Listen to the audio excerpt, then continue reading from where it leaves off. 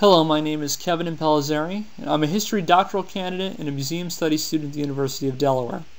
My presentation is titled, Getting Museums and Visitors in the Game, Alternate Reality Games in Museums. With the rise of social media and the increased pervasiveness of video games in modern American culture, the world is increasingly interactive. As a result, museum professionals have faced greater pressure to provide more immersive museum experiences that grant greater control in the hands of visitors. Moreover, they have attempted to seek new ways of attracting younger patrons, particularly teenagers, into their doors.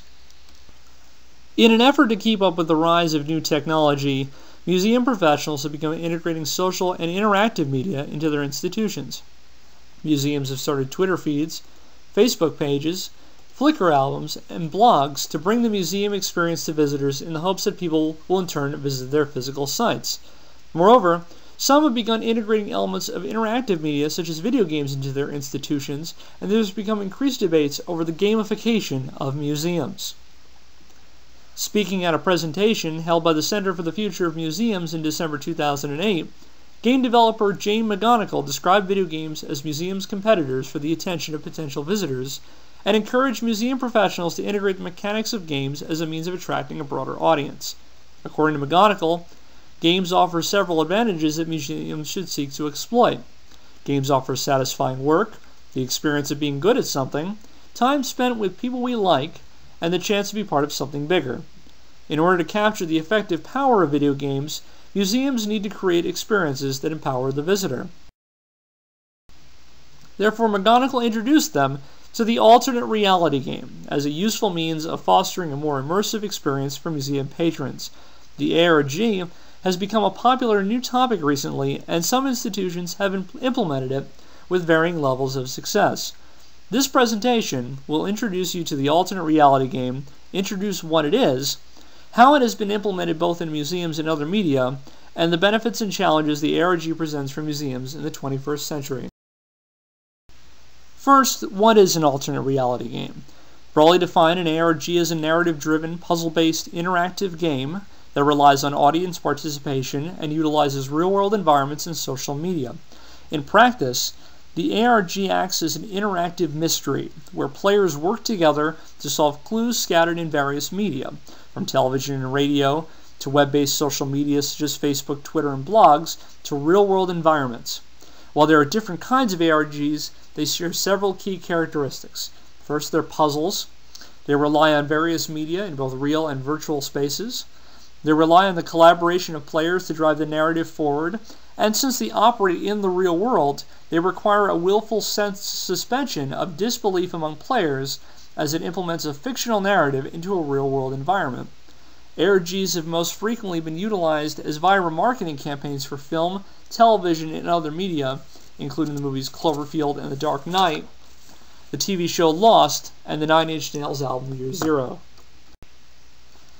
The most widely successful ARG was the 2004 campaign for the Bungie video game Halo 2 titled I Love Bees.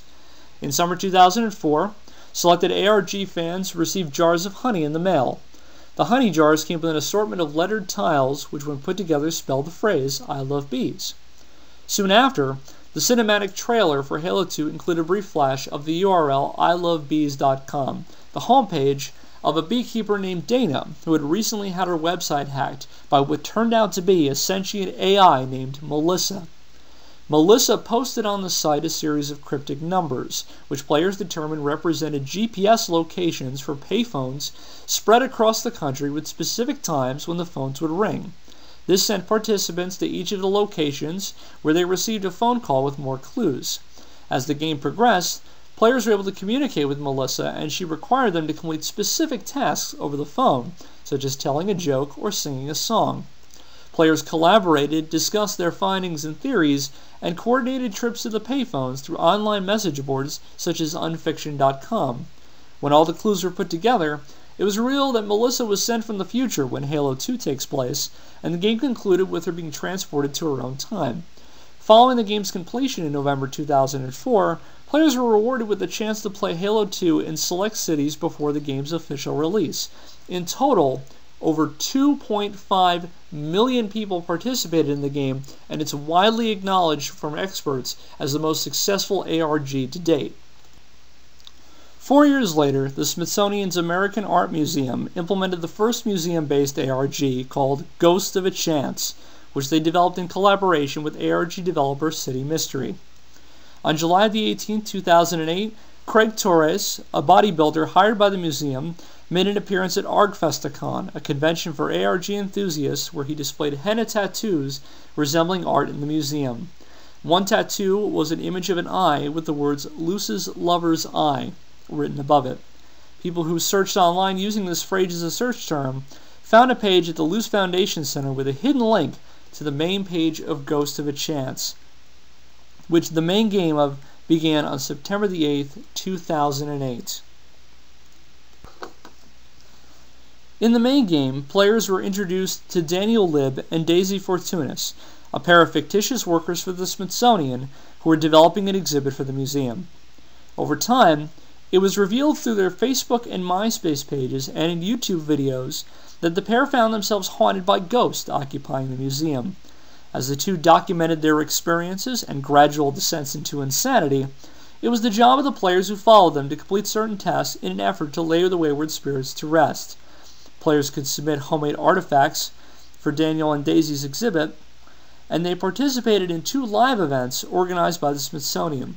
Players participated in a tour of the National Museum of Natural History, where they discovered the bones of several of the ghosts, and a tour of the Congressional Cemetery, where players uncovered, among other things, a printed message in Morse code from the ghosts, which the players then decoded.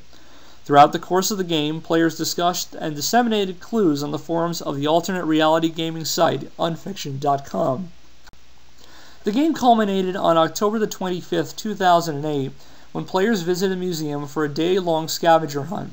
The hunt involved solving clues scattered across the museum that directed players to various artifacts in SAAM's collection and participating in various interactive activities such as deciphering hidden messages and creating foil objects. Those who completed all the clues won a t-shirt.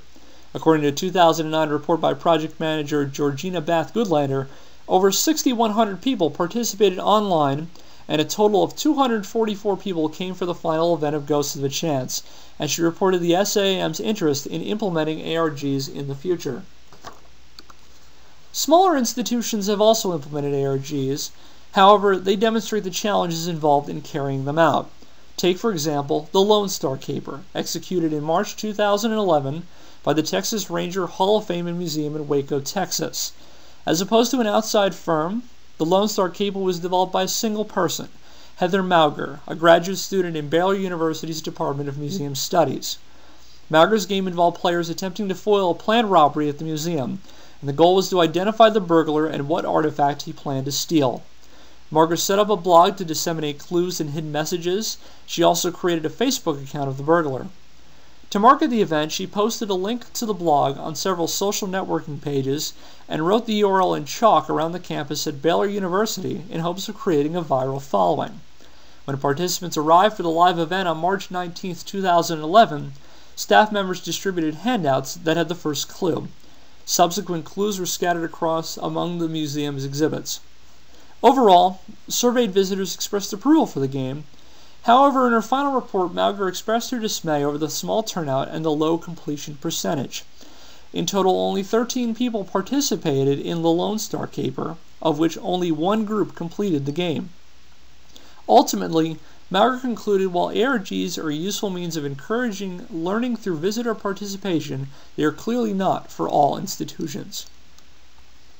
Other institutions that have utilized ARGs include the Carroll County, Maryland Library System, which has undertaken 2 of them, Find Chesia and Mystery Guest, both directed at teenagers as part of their summer reading program. Librarian Heather Onings developed the games with the consultation of Jane McGonigal. In April and May 2011, MIT's Education Arcade introduced Vanished, another program directed at middle schoolers, which it implemented in conjunction with the Smithsonian. SAAM ran a scaled-down version of Ghost of a Chance as a single-visit scavenger hunt until October 2010. Following that, they introduced a new ARG called Fion, which will run to the end of 2011. For their November 2011 conference, the Museum Computer Network is planning to create their own ARG as a means of introducing more museum professionals to the concept. So what are the benefits and challenges of implementing ARGs in museums? They represent a concerted attempt to draw a younger audience, particularly teenagers who had traditionally eschewed museums, into museums by utilizing social and interactive media which they use on a regular basis. Moreover, ARGs foster a unique relationship between visitors and museums and encourage visitors to examine collections in ways that cannot be expressed through more traditional means. More important, they allow users to feel empowered and create an experience that is unique and personal to them. Also, as in the case with promotional ARGs like I Love Bees, they also serve as a useful marketing tool and when effectively utilized, can help advance the museum's brand to broader markets. However, if a museum chooses to implement an ARG, they face numerous challenges. First, the cost can be seen as prohibitive to institutions operating on limited budgets. ARGs conducted by larger operations frequently employ outside developers, as the Smithsonian did with City Mystery, to create the game.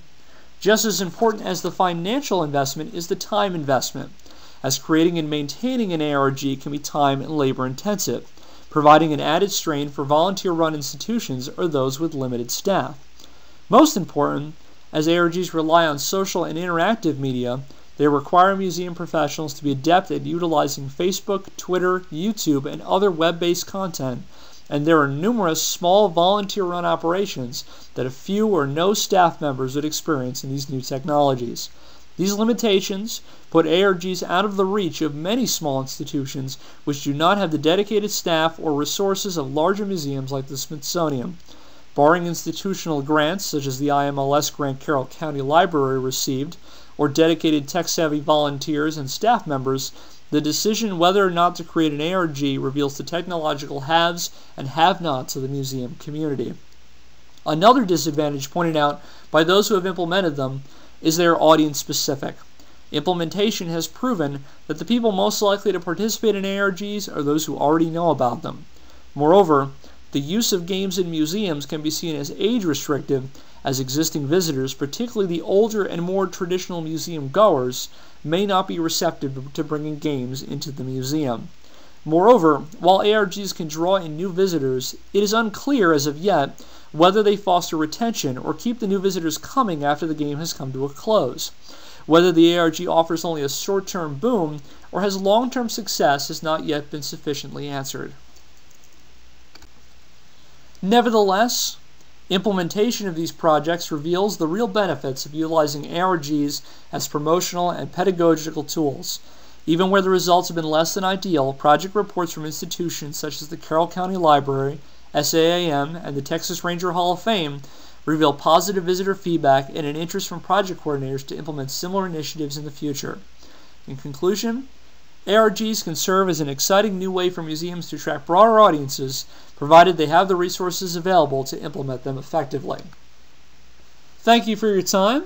Please take this Xbox Live achievement as a reward for making your way through my presentation on museums and alternate reality games. Thank you.